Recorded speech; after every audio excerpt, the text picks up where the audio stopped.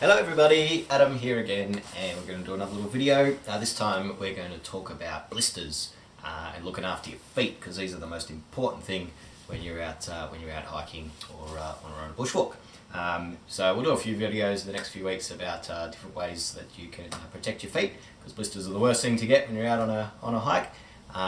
But first of all, today we're actually just going to talk about first consideration to preventing blisters, and that's the things you put on your feet. So these are the two most important things you put on your feet, your socks and your boots. Okay, and just a few little tips about what to look for when you're buying socks and boots. First of all, just a quick chat about socks. Now, I'd say if you're ever going to don't ever skimp on spending money on socks, because these are so important. You really want to have good socks because basically you get blisters because of friction, right, rubbing up on your feet. And if you don't have a good pair of socks, nice material, and that don't fit well, that's just going to create friction, and it's the most likely way to get blisters. So these socks here, they're icebreaker socks. They're a really high percentage of merino wool. I definitely like merino wool socks the best for a few reasons. Number one is they do wick that sweat off your feet. Okay, so you keep your feet nice and dry, which is awesome. And also they're really breathable, so you don't get too hot and sweaty when you're wearing merino wool. Just when you buy merino socks, or when you're looking to buy wool, any kind of socks, but especially wool socks, a lot of packets will say merino socks, but just check the actual packet to see how much merino wool content is in the makeup of the material. You'll never find 100% merino socks, or pretty rare. But just be careful that you're not buying 10% or 15% merino, which you can do. Usually they'll be a bit cheaper if they're that, but I like the higher percentage of wool because the more natural fibre in there, the better. The only disadvantage really is wool socks take a bit longer to dry than synthetic materials, so quite often you'll see 15% merino and then 45% polypropylene or something like that. They're fine, but they'll dry quicker, but I like the higher percentage of merino. Because they don't smell as well. You can wear the socks for days or weeks, and because it's a natural fibre, it doesn't hold onto your odour too badly anyway. These particular socks, they've got nice bits of padding on the heel there, really nice cushioning around the toes, and they just fit my foot really beautifully. And that's the key, getting stuff that fits for your feet. That goes with your boots as well. I'll talk about that in a minute. So these socks go on beautifully. They're nice and snug, especially around the back of my heel. Okay, you don't have a big baggy bit coming off there. If you've got a big baggy bit there, chances are that's going to rub, create blisters. Same as on your toes there, you really want a nice snug fit. And these hiking socks, that's what they're made for. They've got little bits kind of stitched together, so they really mold to your feet. Sorry. So beautiful pair of socks. Next thing is your boots. My God, these are just the most important thing. Again, the last thing you want to skip money on.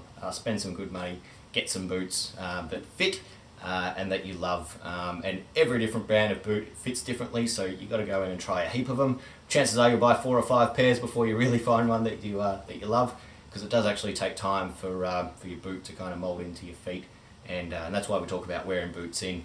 Absolutely critical that you spend a lot of time in your boots, wearing them in, especially leather boots, before you actually go out on a long walk. So just a few tips in terms of what to do before you actually go in to buy your boots. Okay, first of all, spend some time on your feet, because when you're on your feet, like you are when you're out on a long hike, if you're on your feet for 8 hours a day, your feet will expand, right?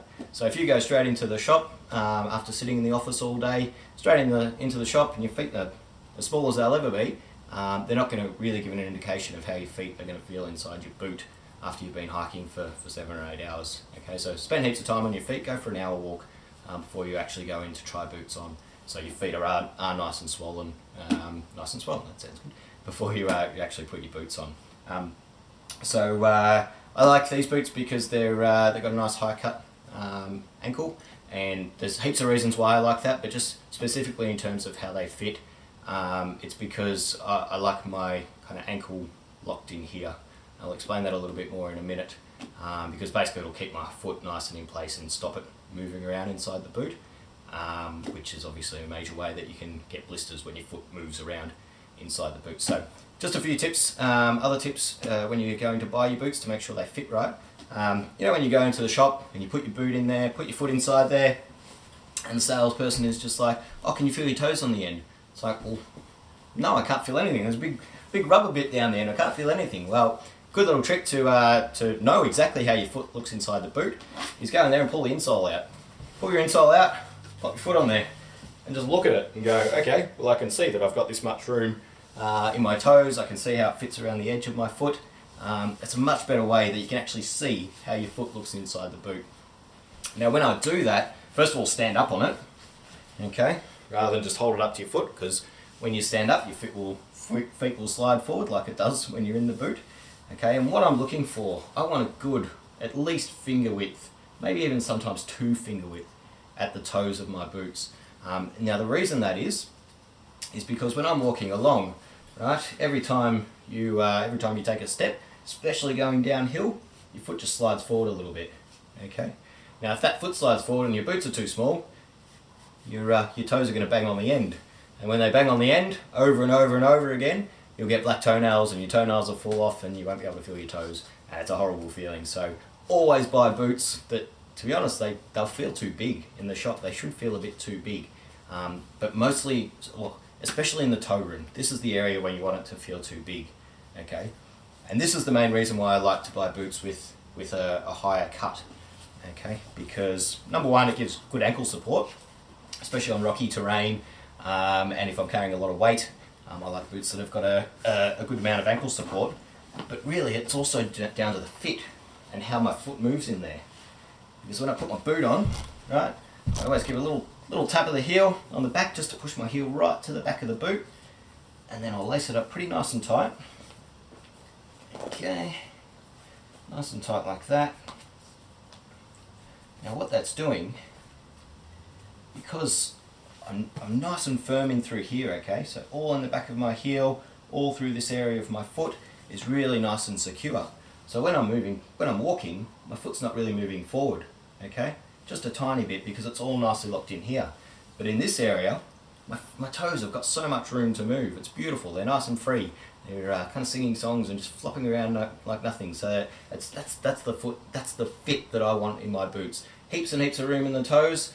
So my toes just have no chance of hitting the end, especially going downhill. That's when you'll know about it. But they're nice, and my foot is really nice and firm, locked into the back of the boot here. So my heel's not slipping around. No chance of getting blisters on the bottom of my heel or up the back of the heel. That's one of the most common places to get blisters, and of course around your toes as well. That's the other area that you can get blisters. So that's definitely the way you want your boots to fit. And there are a few tips about how you can really get that fit right, because if your boots don't fit, you're going to get blisters and you're going to get unhappy feet, and there's nothing worse than that, as you know. So yeah, that's just a few little tips about how to pick the best pair of socks and the best boots to hopefully prevent your feet from getting blisters. Some people just can't avoid blisters, no matter what socks they wear or what boots they wear.